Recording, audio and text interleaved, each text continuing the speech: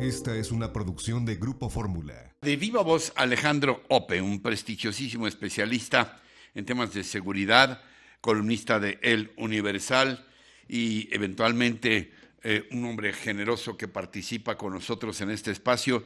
Como siempre, te agradezco mucho, Alejandro, que puedas acompañarnos esta mañana. Buenos días, Ricardo. Buenos días, auditorio. ¿Cómo la describirías tú? ¿Es esta una historia oscura o un relato abierto de una diplomacia convenenciera, diría yo? Mira, yo creo que todavía hay partes de esta historia que no conocemos. Todavía no sabemos cuáles fueron los términos de la negociación con Estados Unidos. Queda claro dos cosas, ¿no? Uno, que esto fue una negociación al más alto nivel que la asumió la Cancillería con la plena venia del presidente de la República, que se usó a la Fiscalía General de la República como el vehículo para llegar al acuerdo, pero ciertamente no fue el actor central. Aquí entonces esto yo creo que, o sea, esto es una decisión política, ¿no? Del gobierno de Estados Unidos de liberar al general Cienfuegos y trasladarlo a México. Surgen aquí dos preguntas que yo creo que son las que dominan, ¿no?, la discusión. Uno, ¿por qué el gobierno de México movió cielo, mar y tierra? ¿Por qué desplegó una amplia actividad política y diplomática para liberar, para traer de vuelta al general Cienfuegos, ¿no? Y eso, pues yo creo que la explicación reside, ¿no?, dentro del estamento militar. Yo creo que el alto mando del ejército vio la detención del general Cienfuegos como un agravio a la institución. Sí. Y eso generó presiones sobre los civiles para que actuaran en el caso, ¿no? Yo creo que ese fue el motor de la reacción mexicana ante estos hechos, ¿no? Y es una presión que se fue acumulando conforme pasaron los días después de la detención del general Cienfuegos. La segunda pregunta es cuáles fueron los términos del arreglo, ¿no? ¿Qué puso México en la mesa para lograr este resultado, ¿no? El canciller Ebrard dijo ayer, ¿no?, que se había sugirió que habría cambios en la cooperación bilateral en materia de combate al narcotráfico. No sabemos si hubo también una amenaza directa o velada de dejar de colaborar con la DEA en particular. Eso no me sorprendería que sí hubiera habido al menos un planteamiento de ese tipo. La pregunta es por qué eso fue suficiente para que recapacitara el gobierno de Estados Unidos y cambiara de curso. Yo creo que esto tiene que ver también con unas disputas intraburocráticas dentro del gobierno de Estados Unidos.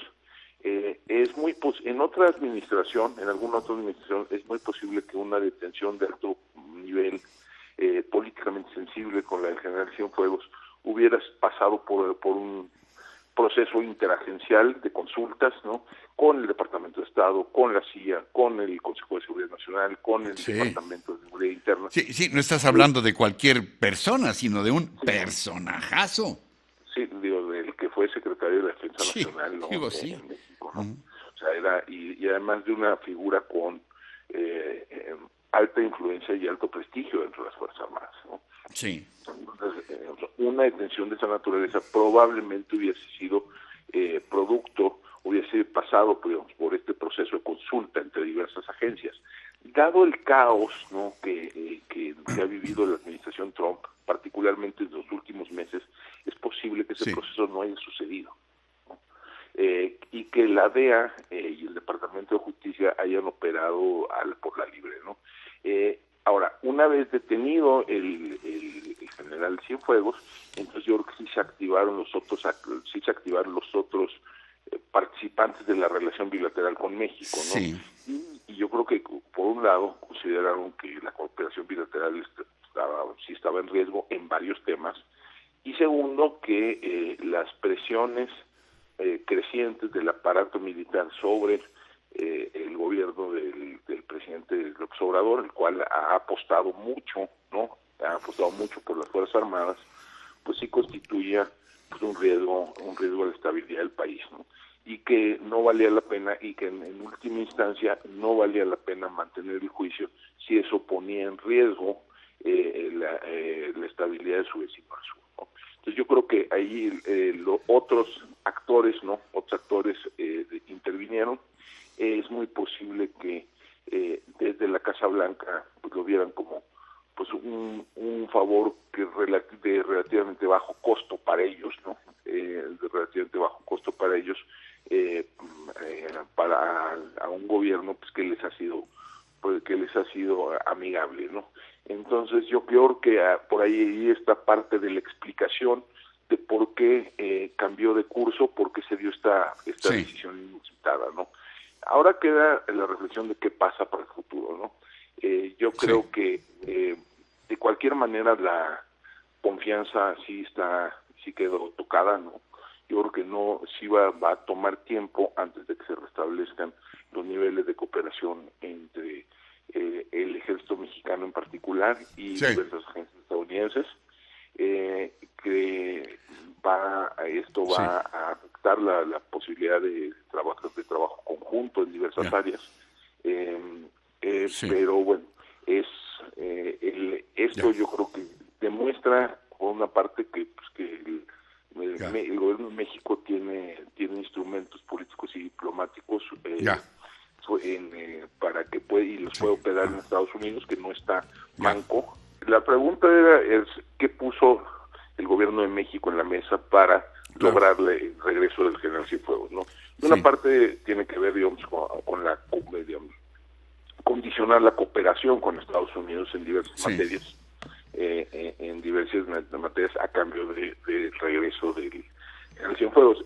La pregunta es si eso, ¿por qué? La pregunta que surge de ese interrogante es ¿por qué eso fue suficiente para que el gobierno de Estados Unidos cediera en esta materia, ¿no? Y de nuevo, eso tiene que ver de nuevo con el rejuego intraburocrático de los Estados Unidos, ¿no? Y que hay diversas agendas y diversos actores que participan en la relación, algunos de los cuales tienen intereses más allá de llevar a juicio a ciertas personas, ¿no? Ahora, perdón, sigue. No, ahí está terminando la reflexión. Es simplemente, o sea, esto demuestra que México tiene dientes, ¿no? Que sí tiene capacidad para influir en decisiones de alto nivel en Estados Unidos. La pregunta es cuándo y dónde los usa.